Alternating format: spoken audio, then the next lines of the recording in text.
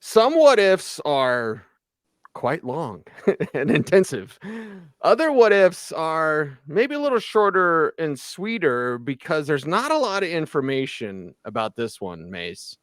But it's what if Deion Sanders signs with the Denver Broncos instead of the Dallas Cowboys? After 1994, he won the Super Bowl with the San Francisco 49ers. He was a mercenary, one and done. And the Dolphins, the Broncos, and I believe Washington, correct me if I'm wrong, Mace, was that other team he was considering, but he chose the Dallas Cowboys instead. Wild that he would have been considering Washington coming off a 3-13 season, although he'd eventually get to Washington a few years and an ownership change later. But that's another topic entirely. The Broncos at that point, ceased. They were 7-9. They just hired Mike Shanahan, having fired Wade Phillips after that 7-9 season. They lacked draft capital. They got in the habit of trading first round picks left and right. So if they were going to spark things, it was necessary to have some free agent imports. That year had a big free agent class. For example, that was the year that Ed McCaffrey came to the Denver Broncos. And Ed came over from San Francisco, where he'd been a teammate of Deion Sanders. And of course, the connection there is who was the offensive coordinator for those 1994 49ers, Mike Shanahan, who just become the Broncos head coach.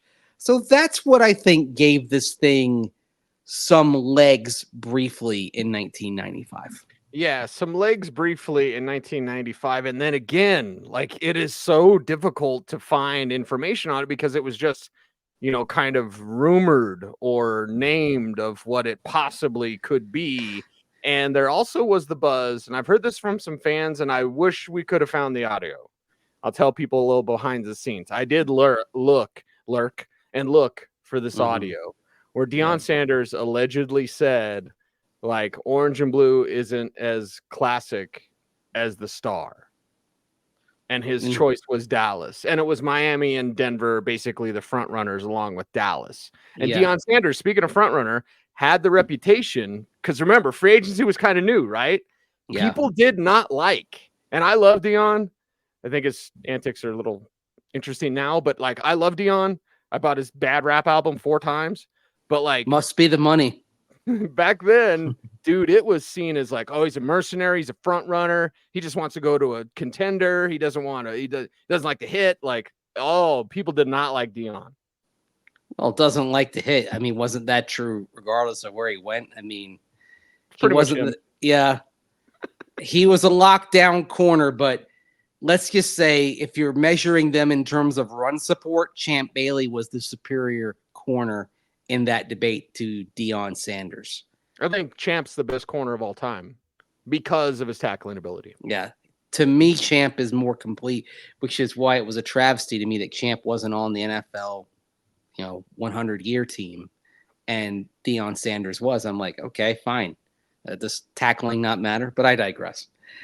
He could provide blanket coverage. As far as a cover corner, Deion Sanders is in the very upper tier. Now, how things went down. First of all, if you got Deion Sanders, you weren't getting him until the middle of that season because he was completing his 1995 baseball season with the Cincinnati Reds. They'd acquired him in a trade from the Atlanta Braves a year earlier. And the Reds went deep into October. They went to the NLCS playing against Deion's old team, the Braves, and Atlanta won en route to its first World Series since moving to Atlanta in 1966. With the Braves relocated there.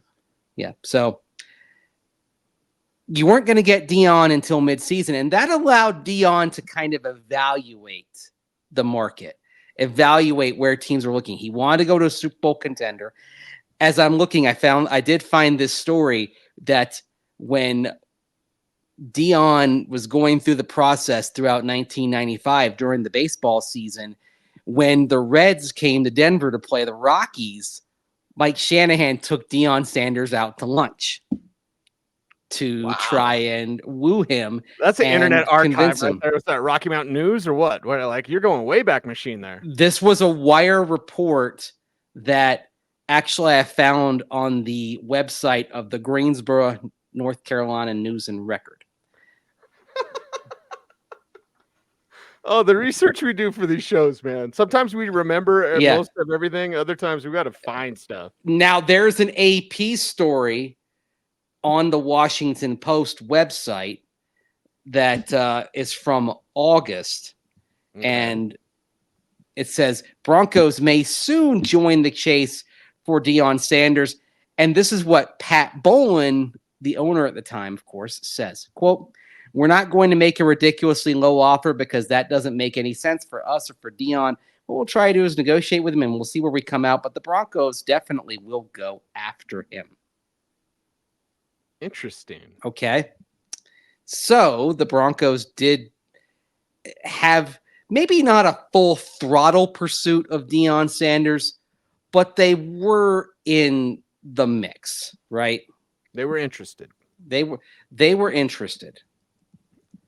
Now, when did Deion Sanders sign with the Cowboys? That happened in week 2, September 9th, 1995. It was a $35 million contract over 7 years. Of course, you know how those years play out and the dead money plays out and all that. Get this. When Dallas signed him, the signing bonus was $12.999 million because Jerry Jones did not want to give out a $13 million signing bonus because he was superstitious about the number 13. The anti-Taylor Swift, one might say. Oh, boy. Yeah. In more ways than one. I like that. Yep. So it happened early in the season, Deion Sanders signing, but of course he doesn't go to Dallas right away. He plays out the baseball season. In fact, in that season, he ends up playing 9 regular season games. Okay. 9 times. 9 times. He doesn't make his day, and he did miss some. He ended up missing the first 7 games. Makes his debut in Atlanta, his old stomping grounds, on October 29th. You know, Deion always liked drama, and that was one of those games where he played both ways, and he had 1 catch. He actually only had 2 catches that year. His offensive output was pretty limited. So. But remember, the reports out of Dallas is that Troy Aikman could launch it as far as he could, and Deion could run under it. Yes. Like the legend. And remember, there was no internet, there was no Twitter, there was no video, anything. So just we would hear these things, right? Or perhaps it would be on SportsCenter because SportsCenter was everything back in the day. But like when you heard the legend of Deion, when you said 2 catches, I was like, what, 2 catches in a game? But 2 catches for that season. In that season. But the legend was like, he played both ways. The reality is he had a couple grabs. Whatever. He had a couple of grabs. That was it. Yeah. No big, not the biggest of deals. Mm-hmm. So anyway, he also had an injury because that was another reason why he came in late. The Reds advanced. He actually, as I'm looking it up here, he didn't play in the playoffs. You know, so he ends up not debuting until the end of October. Cowboys win the Super Bowl. He's a lockdown corner. Actually, his baseball career pretty much ended. He played he didn't play in 96 at all, so he plays the full season for the Cowboys in 96. Plays a decent amount in 1997 for the Reds, 115 games, and then comes back, doesn't play baseball again until 01. So this is really the beginning, as it turns out, of Deion Sanders basically being full-time football for all intents and purposes. Right. And the Cowboys got in 5 seasons with him. He didn't go to the Pro Bowl or didn't make All-Pro that first year that they won the Super Bowl, partially because he only played 9 games. Right. The other 4 seasons, 4 Pro Bowls, 3 first-team All-Pros. Is he in the Cowboys Ring of Honor? He should be. I'm sure Jerry put him in there because Jerry flipping loves him. But it's a Well, what if. he's not. Wow. So they're not like Kansas City where they just hand out Ring of Fame honors like Halloween candy. Yes. And actually, he's been quoted as saying he doesn't deserve it in Dallas. Wow. Okay. Some humility from Deion. He's in the Falcons Ring of Honor, not the Cowboys. Wow. And the way it ended there. Yeah. But he was a great player for the Falcons, but I'd say probably his cultural cachet outweighed the player that he was there. Sure. I'm still I view it strictly in baseball terms as an Atlanta Braves fan. Mm-hmm. I'm ticked off that in the middle of the 92 playoffs, he went off to go play in Miami that afternoon and jetted back in. I mean, that's a regular season football game. This is the playoffs. Priorities, Deion. Priorities. Well, Baseball when they trade him first. When they trade him, what does a young Andrew Mason think? I don't want to turn this into a baseball show because then I won't be saying much. But like, you're a Braves fan, dude. They traded Deion. Did you love it? Did you hate it? I didn't like the from strictly baseball. Real quick, I didn't like the tactical rationale for the trade. It was like we need at the time it was, oh, we've got too many left-handed bats in the lineup. That's usually a good thing if they can hit. I was going to say, you can never have too many, right? Exactly. Yeah, I mean. And I know that. I'm not even a baseball guy. Exactly. That was the rationale given when they trade him. So I didn't like the rationale. I was still, as a Braves fan, wondering what's his commitment to baseball when he when he went to go play football in the middle of the NLCS. That I'll admit I didn't quite get past. That frustrated me. Again, I don't give a crap about the Falcons. I'm a Braves fan. Mm-hmm. I'm a Brave. We didn't have a Major League Baseball team in the Tampa Bay area, so we used others, and I used the team that of Richmond, where I lived my first 11 years, and where they had the Braves AAA team. So that's that was my reasoning. That was all I cared about, and I wasn't happy anyway. So let's now bring it here. Richmond in? What state is Richmond in? It's in Virginia. There you go. You got that. You got some baseball. You got some Virginia. So you got my accent. Yes. Okay. So let's say he says no to the Cowboys. No, Jerry. I'm going to go play for the Broncos in 1995. Okay. Wow. That would have been amazing foresight from Deion. But I'll tell you this, in 96, they beat Jacksonville and they win the Super Bowl. See, the interesting thing is, by the timeline of him coming back, the Broncos would have only gotten 8 games out of him. Okay. They were 4-4. They were 4-4 in the first half, 4-4 in the second half. To just recap the back half of that season, Mike Shanahan's first year, blowout win over the Cardinals, blowout loss in Philly, narrow win over the Chargers, 9-point loss in Houston. They give up 42 points that day. Okay. 8-point win over the Jaguars, 4-point loss at home to the Seahawks, 3-point loss at Kansas City in week 16, and then a win over the Raiders where Glenn Milburn went nuts in the season finale. Right. Okay. Is it fair to say that maybe at least that Oilers outcome, 42-33, is different?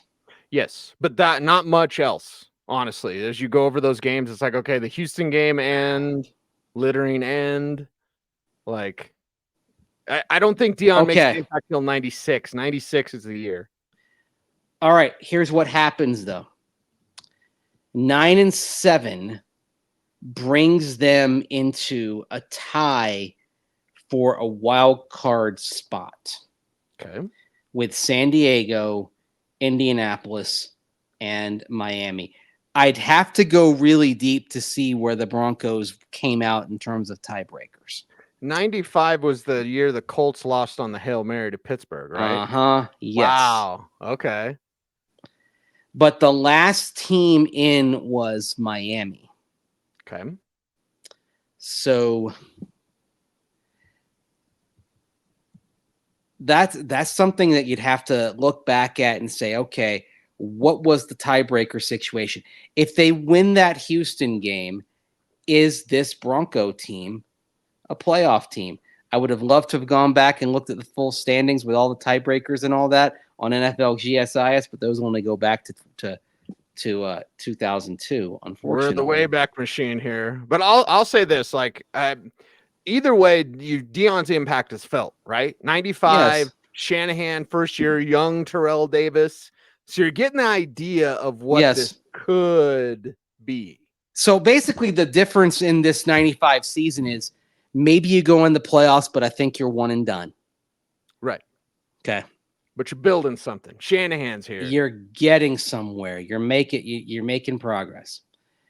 We go on to 1996. You go 13-3. I think you still go 13-3. I don't think the record of the season changes. No. But I think the outcome changes. Hell yeah. They don't lose to Jacksonville. They're not letting Mark Brunell beat their ass. Uh-huh. Jimmy Smith. Keenan McCardell, right? Was it Keenan McCardell then? They had both Jimmy Smith. They had Jimmy Smith for a while, former Dallas Cowboy receiver. I used to have a bunch of his rookie cards. They had McCardell, McCardell and Jimmy Smith both had 1,000-yard seasons back there in 1996. And, of course, they come to Denver, and Natron Means goes off. But Jimmy Smith has a touchdown. Keenan McCardell has a touchdown. That ain't happening with Deion. No, Deion one of them is getting shut down, okay? Jimmy's getting shut down. Okay. So the Broncos don't lose to Jacksonville. They're a machine. They're playing New England the next week. Bill Parcells, he wants to shop for the groceries, so he's looking for the exit. Broncos get the win at home at Mile High, and those beautiful Academy blue helmets are going back to the Super Bowl with a D on it. Yep. Okay. They play Green Bay. Now, I've thought about this game if the Broncos had made it and said, okay, I think Green Bay would have beat them. But Deion. You've got Deion, okay? Mm-hmm. You've got Deion covering Andre Rison. Classic. It's going to be fun. Deion's winning that matchup. Oh, in the Super Bowl? Hell yeah, Deion's winning that matchup. The breakthrough happens in Super Bowl 31, and the Broncos win the Super Bowl that year. Deion does it on a pick six. Yeah. Yeah. Okay. The Broncos are world champions. They send the D on the helmet out with a bang. First of all, I'll say this. The objection that people have to the throwbacks is, oh, they lost all the Super Bowls. It's gone now because you win a Super Bowl wearing those uniforms. Yep. And with that helmet. So that argument's gone. As a uniform nerd, lovely. Okay. I love it. I absolutely love it. But they're still changing the uniforms because they've already started that process. You got to sell the second set of Deion jerseys because you're buying your regular Deion jersey. You're buying the new Deion jersey. Oh, they fly off the shelves. And yes. Deion liking things modern. He loves the new uniform at the time. Who was 21 back in the day? Was that Darian Gordon? Gordon was 23, right? Who was 21 for the Denver Broncos on that? Derek LaVille? No, Derek LaVille was 20. Hold on. Hopefully. Darian Gordon wore 21 in 1998. Okay. At the time, Chargers, I think. the number belonged to Randy Hilliard. Sorry, Randy. Randy, you're giving it. Randy, let's talk. Randy, here's $7,500 for your number. Here's a gift certificate to Jiffy Lube. Or does Deion try to break the rules and wear his college number? Number 2. Number 2. He tries to push through and wear number 2. Yes. Yes. Mm-hmm. Oh, that would have been fun. But anyway. And now with Deion Sanders in the secondary with Steve Atwater, 97 comes around, and Brett Favre doesn't win again. Brett Favre doesn't have a Super Bowl. Wow. That's what we're saying. But do the Broncos have that same edge in the playoffs in 97? No, they having wouldn't. already won it. But they'd have Deion. They could go 3 in a row. They'd have be the only team to three-peat. That's the thing. You look at that now. You start looking at that defense with now, but you've changed the cap situation. Okay, they finagled the cap. They got in trouble. They for did. That too, by the way. They got that, so they get in more trouble at some point. But we'll figure it out later. Do they bring in Neil Smith? No. Okay. So the defense, you're better with Deion on balance, but you're losing something up front. Neil meant a lot.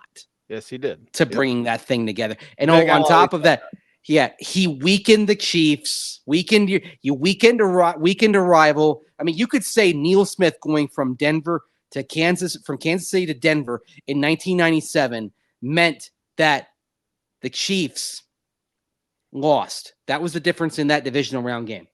Yeah, that plus Elvis Gerback played, and not Rich Gannon. Rich Gannon plays. I don't know if they win. Deion makes life miserable for Elvis Gerback. They win. And I think the Broncos go to Pittsburgh and win because they were just a more talented team. Yes. But now you go play Green Bay with a chip on its shoulder in 32. Yep. In round 2. And I think the Packers win. I'm going to say the Packers lose. I just like Brett Favre not having a Super Bowl. I think that's kind of fun. I do as well because he's a scumbag. Is this thing on? Yeah, allegedly, whatever I have to say. I don't think we do, but whatever. Okay, yeah, there's a lot of in multiple ways. Brett Favre appears to be a horrible human being. Okay, all right. Do your own research. Anyway, so 99. Now they're rolling. 98. Sorry, 98. Okay, in your timeline, they're going for 3. They're going for 3-peat. In my timeline, they're trying to have redemption for losing. Now they lick their wounds. In your timeline, this 98 is when they lick their wounds. But they come roaring back. I think they win in 98. I think they're like, we're not letting that happen again. 1998, they win it all. But after 97, after a loss in 32, what does Deion say? What was his contract for Dallas again? It was 7 years, 35 7 million? years. Like does he start like I want out of here? You guys lost this guy. No, I don't think so. Does Deion want a raise? Maybe he wants a raise, which you start finagling things, and that's where the Broncos they'll eventually get in trouble for this. But they were, they're moving money around. They're doing all sorts of stuff. They did get punished for it. Right. This is what they're doing. It's like a car wash business. Yeah. Cash, baby. So they find a way to keep Deion around. And again, I think they win Super Bowl 33. Do you think they win 33? Do you think the bid for you got them with a 3-peat? I've got them still winning 2, but a different combination. I don't have them going back to back. Okay. So now here we are, 1999. Deion Sanders is looking at life without John Elway. Or does John decide to stay? They just went 3-peat, dude. The body is so beat up, man. It is. And you're come back in middle of the season that year. In your timeline, I think it ain't it ain't. He's walking away, and I think my timeline as well. Like physically, he's worn down. Oh, he was so done. Yeah. So the question becomes: do they roll with Brian Griese? Deion wants out. If it's life without LA. Bubby Brister had so much respect in that locker room. Okay. And of course, remember, they cut Steve Atwater, so you cut a leader. But I'm going to say you still have Deion. And Deion walks into Mike Shanahan's office and says, it needs to be Bubby. Mike, I'm telling you, he goes in and says, Mike, I'm telling you, on behalf of that locker room, Bubby's our guy. And Mike listens. and Bubby Brister is the starter to open 99. Because Brian Griese wasn't ready early on. No. Now, Bubby in his style gets hurt at some point mid-season, but by then you haven't started 0-4. Mm-hmm. Terrell Davis isn't hurt.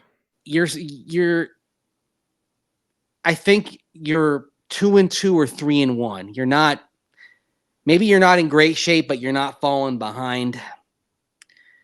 And that team, even with the injuries it absorbs, Shannon Sharp missed some time. That team ends up sneaking out a division title at 10-6. Because remember, 9-7 won the AFC West that year. Because Seattle takes a big lead in the division, collapses. Maybe that lead isn't as big because maybe when you go to the Kingdome in November, you beat them. A game that went down to the last minute. Right. Yeah. So you're a playoff team. And you get in. I'm going to say you beat Miami in round 1. You have to go to Jacksonville.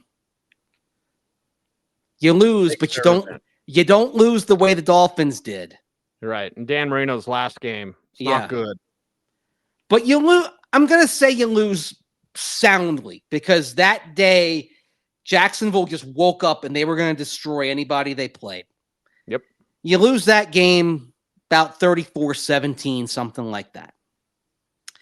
Now, in the real timeline after the 99 season, the Cowboys lose in the wild card round and Deion, they move on from Deion. And this is where all the cap stuff starts coming in. They cut Shannon Sharp after that year, and the Broncos, I think, make the difficult decision to cut Deion Sanders. Now, where does he go? Dallas. Okay. I think he still goes to Washington because Dan Snyder was just spending money. Dan Snyder put on the full court press. Him and Bruce Smith. At this point, I feel like the timelines align again. Like they deviate for a few years. I feel like this is where they kind of meet, they intersect again. Deion Sanders is still one of the most famous jerseys in Broncos country. If they go 3 with him or 2 out of 3, we see Terrell Davis jerseys, we're going to see Deion Sanders jerseys. He's in the Ring of Fame. Mm-hmm. And when he and here's a question. Does he come back to coach CU eventually? Yes, but sooner. Sooner. He goes into coaching sooner. Yes. Mm-hmm. Which is the NFL Network thing, basically. So are we talking about Deion coming in maybe when John Embry came in? Yeah, Philip Lindsay would have Deion Sanders as his coach. Okay. I like that. Now you're changing history. Now that's a what if for college football. We could that's do a whole black and gold today. What if? Because I think now we're actually seeing some really profound impacts on CU.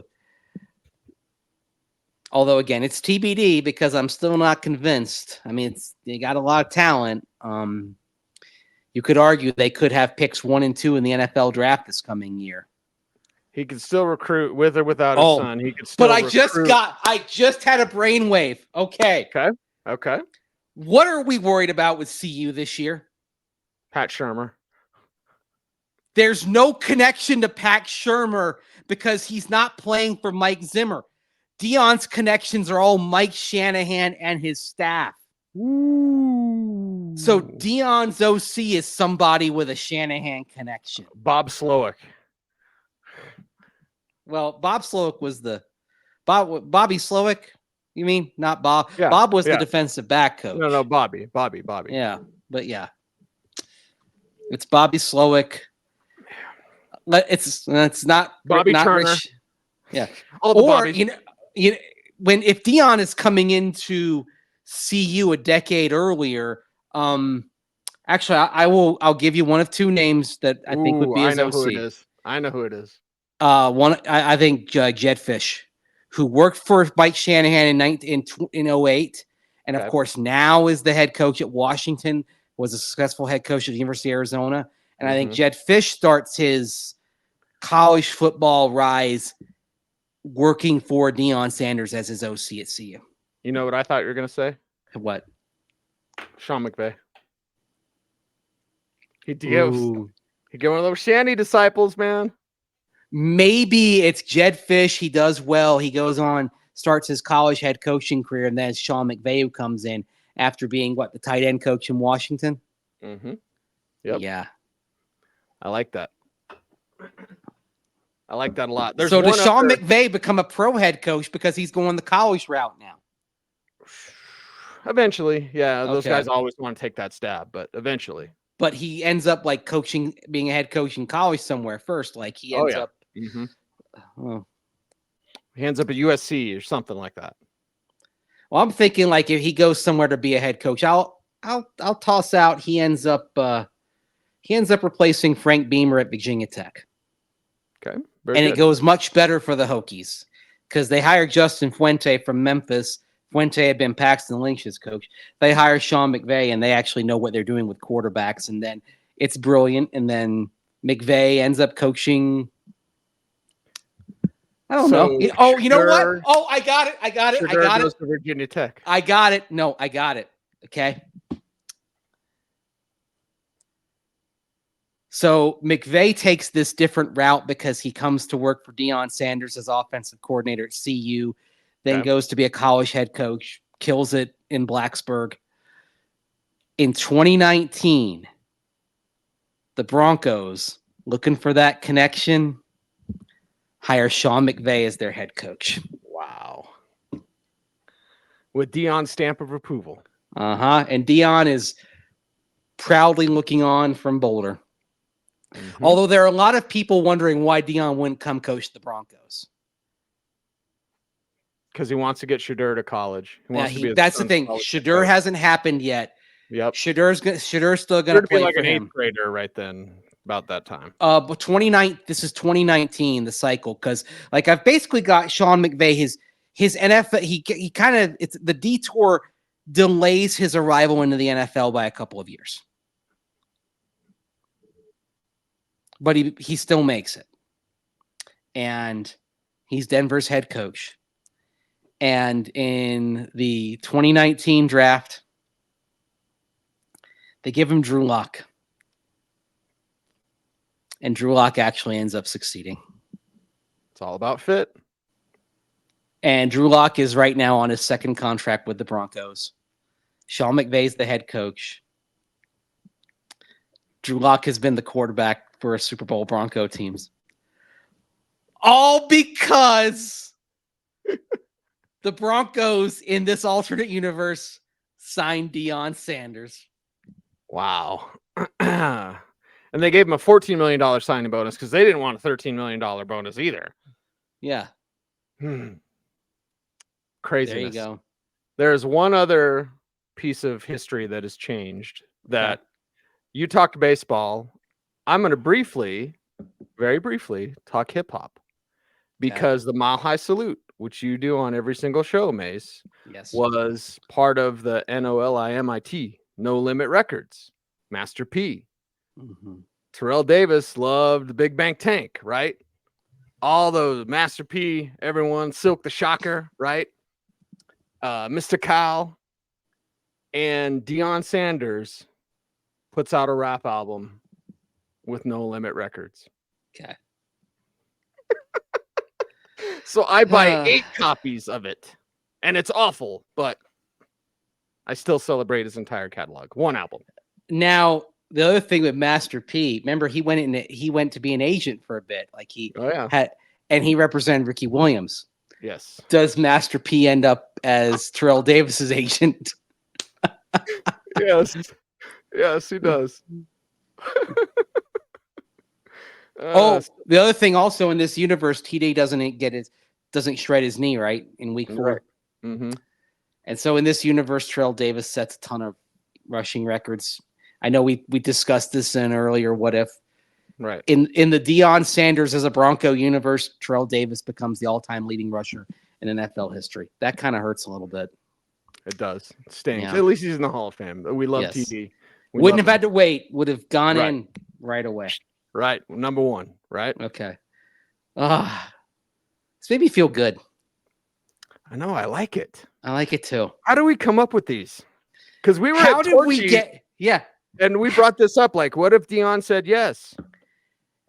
I mean, maybe it's my crazy brain, but how did we get from this to Drew Lock To Sean McVay. and Sean McVay succeeding together as Broncos coach and quarterback? That's the fun of this. I know. It can go anywhere. We didn't plan this. No. We get these brain waves as we're figuring this out. This is fun. This is fun. Yes. What else is fun? We got one more next week, by the way. Oh yeah. This one's a little closer to home. Yeah, that one's a big one. Yeah. And this one was supposed to be brief. It's 35 minutes. But either way, we got it done. Yeah. Mace, how can people get it done for us on YouTube? Like, Comment, share, subscribe, hit that notification bell so that you never miss a vid. vid. That's right. He's Andrew Mason. Follow him on all the socials at Mace Denver. I'm at Cecil Lammey saying OBT's BFD. Thanks for watching. Stay tuned and stay frosty. All right, buddy. That's going to be a wrap for me. So I guess we'll have to do that one. We'll have to do that one tomorrow night. We got to talk about the horses because you want to talk about athletes that perform. I remember getting an argument on sports radio one time about a guy who's like, horses aren't athletes. I'm like, you got to be out of your mind if you think that. So you have the world's best trained horses, the world's best cowboys, the world's best stock. Like, this is a combination where it all comes together to make a great event.